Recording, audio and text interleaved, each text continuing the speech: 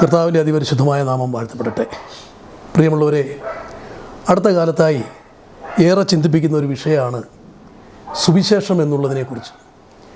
സത്യത്തിൽ സുവിശേഷമെന്ന് ഇന്ന് പലരും മൈക്ക് വെച്ചും തെരുവുകളിലും അതുപോലെ വലിയ കൺവെൻഷനുകൾ യോഗങ്ങളൊക്കെ ആയിട്ട് ക്രമീകരണങ്ങൾ നടത്തി സുവിശേഷം എന്ന് പ്രസംഗിച്ച് പറയുമ്പോൾ അവിടെ ശരിക്കും പ്രസംഗിക്കപ്പെടുന്നത് സുവിശേഷം തന്നെയാണോ എന്നൊരു നേരിയ സംശയം ഉള്ളിലുണ്ടാകാറുണ്ട്. അതൊന്നും മറ്റൊന്നും കൊണ്ടല്ല, ശരിക്കും ആ സുവിശേഷത്തിൻ്റെ പ്രത്യേകതകൾ ഈ ദേശത്ത് സുവിശേഷം പ്രസംഗിക്കുന്ന, സുവിശേഷം വിശ്വസിക്കുന്ന മനുഷ്യരുടെ ജീവിതങ്ങളിലൂടെ വെളിപ്പെട്ടു വന്നാൽ, കർത്താവായ യേശുക്രിസ്തു തന്നെ പറയുന്നുണ്ട്, നിങ്ങൾ എന്നെ ഉയർത്തിയാൽ സകല മനുഷ്യരെയും എങ്കിലേക്ക് ആകർഷിക്കപ്പെടുമെന്ന് പറയുന്ന ഭാഗമുണ്ട്. അപ്പം അതുകൊണ്ട് തന്നെ സുവിശേഷം എന്താണ് എന്ന് ജനം അറിയുന്നുണ്ടോ എന്നൊരു സംശയമുണ്ട്. പലപ്പോഴും സുവിശേഷ പ്രസംഗം എന്ന് പറഞ്ഞുകൊണ്ട് തെരുവുകളിൽ നിന്നാണെങ്കിലും കൺവെൻഷൻ വേദികളിൽ നിന്നാണെങ്കിലും അവതരിപ്പിക്കുന്ന സുവിശേഷങ്ങളിൽ ഉയർന്നു വരുന്നത്, നിങ്ങൾക്ക് കടബാധ്യതയാണോ, നിങ്ങൾ ഒറ്റപ്പെട്ടോ, നിന്നെ വിടക്കം നെണ്ണി തള്ളിയോ, നിന്നെ കുടുംബക്കാർ തള്ളിക്കളഞ്ഞോ, നിന്നെ സ്നേഹിക്കുന്ന ഒരു യേശുവുണ്ട്. ഇതൊക്കെയാണ് പലപ്പോഴും സുവിശേഷമായിട്ട് സമൂഹത്തിന് മുമ്പിൽ അവതരിപ്പിക്കപ്പെടുന്നത്. കടബാധ്യതകൾ മാറുക, നീ എല്ലാവരാലും തഴയപ്പെട്ടവനാണോ, എങ്കിൽ നിന്നെ സ്നേഹിക്കുന്ന ഒരുവനുണ്ട്. നിനക്ക് സമാധാനമില്ലേ, യേശുവിൻ്റെ അടുക്കൽ വാ. നീ മദ്യത്തിൻ്റെ പിടിയിലാണോ, മയക്കുമരുന്നിൻ്റെ പിടിയിലാണോ, അവിടെ നിന്ന് നിന്നെ മോചിപ്പിക്കുന്ന ഒരു യേശു. വാസ്തവത്തിൽ ഇതാണോ സുവിശേഷം? എല്ലാവരും ഒറ്റപ്പെടുത്തുമ്പോൾ ആശ്വസിപ്പിക്കുന്ന, ഇതൊക്കെ യേശുക്രിസ്തു ചെയ്യുന്നത് തന്നെയാണ്, ഒരു തർക്കവും അക്കാര്യത്തിലില്ല. വാസ്തവത്തിൽ സുവിശേഷം അതിനും മീതെയാണ് എന്നുള്ളതാണ് ദൈവവചനം വായിക്കുമ്പോൾ എനിക്ക് മനസ്സിലായിട്ടുള്ളത്.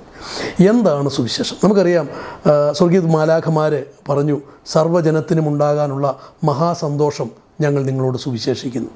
സർവ്വജനത്തിനും ഉണ്ടാകാനുള്ള മഹാസന്തോഷം എന്ന് പറയുമ്പോൾ തഴയപ്പെട്ടവർ മാത്രമല്ല, എല്ലാവരാലും പരിലാളിക്കപ്പെടുന്നവർക്കും, കടബാധ്യത ഉള്ളവർക്ക് മാത്രമല്ല, ഇഷ്ടംപോലെ സമൃദ്ധി ഉള്ളവർക്കും, രോഗമുള്ളവർക്ക് മാത്രമല്ല, നല്ല ആരോഗ്യമുള്ളവർക്കും, സകല ജനത്തിനുമുള്ള സന്തോഷ വാർത്തയാണ് സുവിശേഷം. എന്താണ് ആ സർവ്വജനത്തിനുമുള്ള സന്തോഷം? വാസ്തവത്തിൽ ഈ സുവിശേഷത്തെക്കുറിച്ച് ഇന്ന് ജനം അറിയുന്നുണ്ടോ എന്ന് ഒരു സംശയം ഉള്ളിൽ ഇല്ലാതില്ല.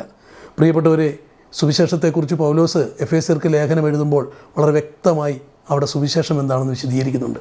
അതുമാത്രമല്ല, പൗലോസിൻ്റെ പല വാക്കുകൾ ശ്രദ്ധിച്ചാൽ പറയുന്നുണ്ട്, സുവിശേഷത്തിന് യോഗ്യമാവണ്ണം നടക്കുവീൻ. ഇനി തെസ്സലോനിക്ക ലേഖനമൊക്കെ പഠിക്കുമ്പോൾ സുവിശേഷം അനുസരിക്കാത്തവർക്ക് ദൈവത്തിൻ്റെ ക്രോധം അല്ലെങ്കിൽ ന്യായവിധി എന്ന് പറയുന്ന ഭാഗങ്ങളൊക്കെ ഉണ്ട്. അങ്ങനെയാണെങ്കിൽ എന്താണ് സുവിശേഷം? സുവിശേഷത്തെക്കുറിച്ച് പൗലോസിൻ്റെ ഭാഷയിൽ പരിശോധിച്ച് കഴിഞ്ഞാൽ നമുക്ക് മനസ്സിലാക്കാൻ കഴിയുന്നത്, എഫേസ്യർക്ക് എഴുതിയ ലേഖനം 3-ാം അധ്യായത്തിൻ്റെ പ്രാരംഭ ഭാഗങ്ങളിൽ പൗലോസ്, ഞാൻ ആ വാക്യം ഒന്ന് വായിക്കാൻ ആഗ്രഹിക്കുകയാണ്. അതിൻ്റെ എഫേസ്യർക്ക് എഴുതിയ ലേഖനം 3-ാം അധ്യായത്തിൽ പൗലോസ് വളരെ വ്യക്തമായി സുവിശേഷത്തെക്കുറിച്ച് പറയുന്ന ഒരു ഭാഗം. അവിടെ ഇങ്ങനെയാണ് പൗലോസ് പറയുന്നത്. ആദ്യം അദ്ദേഹം പറയുന്നത്, എനിക്ക് ക്രിസ്തുയേശുവിനെക്കുറിച്ചുള്ളൊരു മർമ്മം, ഒരു വെളിപ്പാട് ലഭിച്ചിട്ടുണ്ട്. ആ മർമ്മം എന്താണെന്നുള്ളതിനെക്കുറിച്ചുള്ള വിശദീകരണം ഞാൻ മുകളിലുള്ള 1-2 അധ്യായങ്ങളിൽ വിശദീകരിക്കുന്നുണ്ട്. ആ മർമ്മം ഇപ്പോഴാണ് ക്രിസ്തുവിൻ്റെ അപ്പസ്തോലന്മാർക്ക് മനസ്സിലായി തുടങ്ങിയത് എന്ന് വിശദീകരിക്കുകയാണ്. എന്നിട്ട് ആ മർമ്മം ഇന്നും പല സഹോദരന്മാരോട് ഞാൻ ചോദിക്കാറുണ്ട്, എന്താണ് ക്രിസ്തുമർമ്മം? സുവിശേഷ പ്രാസംഗികരായി സമൂഹത്തിൽ അറിയപ്പെടുന്ന പ്രൊഫഷണൽ പ്രാസംഗികരോട് പോലും ഞാൻ ചോദിച്ചിട്ടുണ്ട്, ബ്രദറെ എന്താണ് ക്രിസ്തുമർമ്മം? അവർക്കൊറ്റ വാക്കിൽ ക്രിസ്തുമർമ്മം എന്താണെന്ന് പറയാൻ കഴിയുന്നില്ല. എന്നാൽ വളരെ വ്യക്തമായി ക്രിസ്തുമർമ്മത്തെക്കുറിച്ച് ഇവിടെ അവതരിപ്പിക്കുക. വാസ്തവത്തിൽ സുവിശേഷം തന്നെയാണ് ക്രിസ്തുമർമ്മം. ആ ക്രിസ്തുമർമ്മത്തെക്കുറിച്ച് പൗലോസ് പറയുന്ന 3-5 മുതലുള്ള വേദഭാഗം ഞാൻ വായിക്കാം. അവിടെ ഇങ്ങനെ പറയുന്നത്, ആ മർമ്മം ഇപ്പോൾ അവൻ്റെ വിശുദ്ധ അപ്പസ്തോലന്മാർക്കും പ്രവാചകന്മാർക്കും ആത്മാവിനാൽ വെളിപ്പെട്ടു വന്നതുപോലെ പൂർവ്വകാലങ്ങളിൽ മനുഷ്യർക്ക് അറിയായി വന്നിരുന്നില്ല. പഴയകാല വിശുദ്ധന്മാർക്ക് ഈ മർമ്മം വ്യക്തമായിരുന്നില്ല. എന്നിട്ട് പറയുകയാണ് 6-ാം വാക്യം, അവിടെയാണ് ശ്രദ്ധിക്കേണ്ടത്. അതോ, ഏതാ ക്രിസ്തുമർമ്മം? ജാതികൾ സുവിശേഷത്താൽ ക്രിസ്തുവേശുവിൽ കൂട്ടവകാശികളും ഏക ശരീരസ്ഥരും വാഗ്ദത്തത്തിൽ പങ്കാളികളും ആകണം എന്നുള്ളത് തന്നെ. അപ്പോൾ സുവിശേഷത്തിൻ്റെ പ്രത്യേകതയെക്കുറിച്ച് പൗലോസ് വ്യക്തമാക്കുകയാണ്. ജാതികളും സുവിശേഷത്താൽ, ജാതികളും ക്രിസ്തുവേശുവിൽ കൂട്ടവകാശികളും ഏക ശരീരസ്ഥരും വാഗ്ദത്തത്തിൽ പങ്കാളികളുമാകണം എന്നുള്ളത് തന്നെ.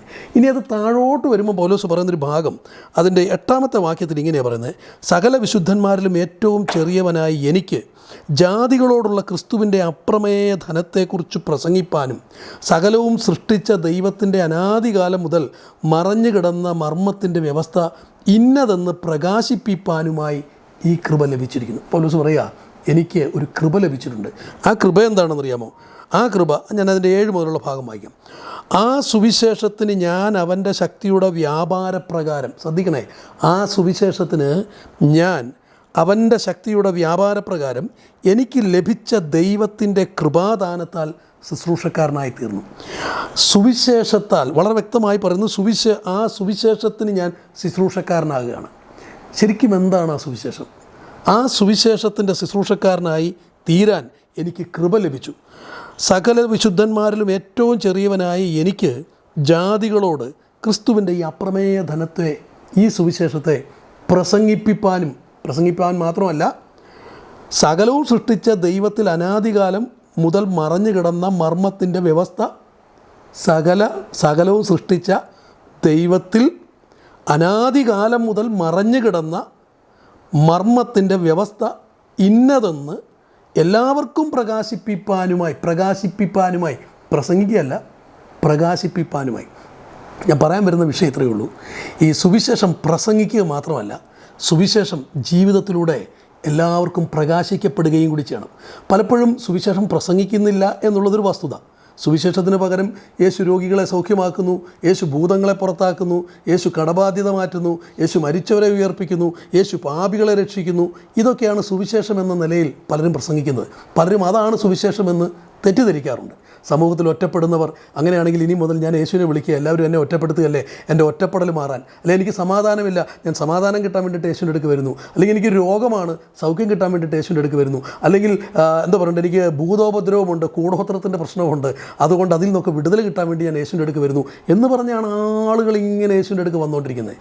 വാസ്തവത്തിൽ യേശു ക്രിസ്തു ഇതെല്ലാം ചെയ്യുന്നു എന്നുള്ളത് സത്യമാണ്. എന്നാൽ ശരിക്കും ഇതിനപ്പുറത്ത് വലിയ സന്തോഷമുണ്ടാക്കുന്നൊരു സംഭവം, അത് പൗലോസ് പറയുന്നത് അനാദികാലം മുതൽ ദൈവത്തിൽ മറഞ്ഞു കിടന്ന ആ മർമ്മത്തിൻ്റെ വ്യവസ്ഥ, അതാണ് സുവിശേഷം. ആ സുവിശേഷം പ്രസംഗിക്കാൻ മാത്രമല്ല, എൻ്റെ ജീവിതത്തിലൂടെ അത് പ്രകാശിപ്പിപ്പാനുമായിട്ടാണ് ഈ കൃപ ലഭിച്ചിരിക്കുന്നത്. പ്രിയപ്പെട്ടവരെ, എഫേസ്യർക്ക് ലേഖനം എഴുതുന്ന 2-ാം അധ്യായത്തിൽ പൗലോസ് പറയുന്നത്, നിങ്ങൾ അതിക്രമങ്ങളാൽ മരിച്ചവരുമായിരുന്ന നിങ്ങളെ ക്രിസ്തു യേശുവിൽ ഉയർപ്പിച്ചു എന്നൊക്കെ പറഞ്ഞിട്ട് നിങ്ങളെ ഇപ്പോൾ സ്വർഗ്ഗത്തിൽ ഇരുത്തിയിരിക്കുന്നു. അതിൻ്റെ 2-ാം അധ്യായത്തിൻ്റെ 6-ാം വാക്യം വരുമ്പോൾ അവിടെ പറയുന്നുണ്ട്. ഇനി ആ സ്വർഗ്ഗത്തിൽ ഇരുത്തിയിരിക്കുന്നത് എന്തിനാണെന്ന് പറയുന്നുണ്ട്. അവൻ്റെ കൃപയുടെ അത്യന്ത ധനത്തെ വരുംകാലങ്ങളിൽ കാണിക്കേണ്ടതിന് നിങ്ങളെ സ്വർഗ്ഗത്തിൽ ഇരുത്തിയിരിക്കുന്നു. വാസ്തവത്തിൽ കൃപ ലഭിച്ച പ്രിയപ്പെട്ടവർക്ക് പോലും എന്തിനാണ് തങ്ങൾക്ക് കൃപ ലഭിച്ചതെന്നറിയില്ല, അല്ലെങ്കിൽ എന്താണ് കൃപയെന്നറിയത്തില്ല. ആ കൃപയുടെ മർമ്മത്തെക്കുറിച്ചാണ് പൗലോസ് പറയുന്നത്. ആ സുവിശേഷത്തിൻ്റെ മർമ്മം എന്താണെന്നറിയാമോ? അത് ക്രിസ്തുവിൽ സകല മനുഷ്യരും ഒന്നായി മാറുക എന്നുള്ളതാണ്. നമുക്കറിയാം, ആദാമിൻ്റെ ലംഘനം നിമിത്തം ആദമിൻ്റെ ശരീരത്തിൽ അന്നുണ്ടായിരുന്നവരാണ് ഇന്നുള്ളത്. മുഴുമാനവ സമൂഹവും നമുക്ക് അപ്പസ്തോല പ്രവൃത്തി വായിക്കുമ്പോൾ അവിടെ കാണാൻ പറ്റുന്നു. ഒരുവനിൽ നിന്ന് ഭൂലോകത്തിലൊക്കെയും കുടിയേറിപ്പാർപ്പാൻ ദൈവം സകല മനുഷ്യരെയും സൃഷ്ടിച്ചിരിക്കുന്നു. അപ്പോൾ ഇന്ന് വരെ ജനിച്ചിട്ടുള്ളതും ഇപ്പോൾ ജീവിച്ചിരിക്കുന്നതും ഇനി ജനിക്കാനിരിക്കുന്നതുമായ സകല മനുഷ്യരും ആദമിൻ്റെ ശരീരത്തിൻ്റെ ഉള്ളിൽ ഉണ്ടായിരുന്നു അന്ന് ആദമിനെ സൃഷ്ടിക്കുന്ന നാളിൽ. നമ്മൾ സഭാപ്രസംഗി പഠിക്കുമ്പോൾ അവിടെ പറയുന്നുണ്ട്, ആദമിനെ സൃഷ്ടിച്ചതിന് ശേഷം ദൈവം വേറൊരു സൃഷ്ടിപ്പ് നടത്തിയിട്ടില്ല, പുതിയൊരു സൃഷ്ടിപ്പ് നടത്തിയിട്ടില്ല. ആദമിൽ തന്നെ ഹവ്വയും ഉണ്ടായിരുന്നു. അവിടെ സൃഷ്ടിപ്പ് അവസാനിക്കുകയാണ്. അങ്ങനെയാണെങ്കിൽ ഞാനും നിങ്ങളുമോ? നാം അന്നുണ്ടായിരുന്നു. ആദം സൃഷ്ടിക്കപ്പെട്ട നാളിൽ അവിടെ ഉണ്ടായിരുന്നു. എബ്രായർക്ക് ലേഖനം എഴുതുമ്പോൾ പൗലോസ് വിശദീകരിക്കുന്ന ഒരു വിഷയമുണ്ട്. അബ്രഹാം മൽക്കീസദേക്കിന് ദശാംശം കൊടുക്കുമ്പോൾ അബ്രഹാമിൻ്റെ കടിപ്രദേശത്ത് അഹരോൻ ഉണ്ടായിരുന്നു. അബ്രഹാം മൽക്കീസദേക്കിന് ദശാംശം കൊടുക്കുമ്പോൾ അഹരോനും മൽക്കീസദേക്കിന് ദശാംശം കൊടുത്തു. അതുകൊണ്ട് അബ്രഹാമിനേക്കാൾ ശ്രേഷ്ഠനാണ് മൽക്കീസദേക്ക്. അദ്ദേഹം വിശദീകരിക്കുന്ന അഹരോന്യ പൗരോഹിത്യത്തെക്കാൾ ശ്രേഷ്ഠമായ പൗരോഹിത്യമാണ് മൽക്കീസദേക്കിന് ഉണ്ടായിരുന്നതെന്നും ആ മൽക്കീസദേക്കിൻ്റെ പൗരോഹിത്യമാണ് യേശുക്രിസ്തുവിന് ലഭിച്ചതെന്ന് സ്ഥാപിക്കാനാണ് എബ്രായ ലേഖനത്തിൽ അദ്ദേഹം ശ്രമിക്കുന്നത്. പക്ഷേ അവിടെ ഒരു ഹിൻഡ്, എന്താണ് ആ ഹിൻഡ്?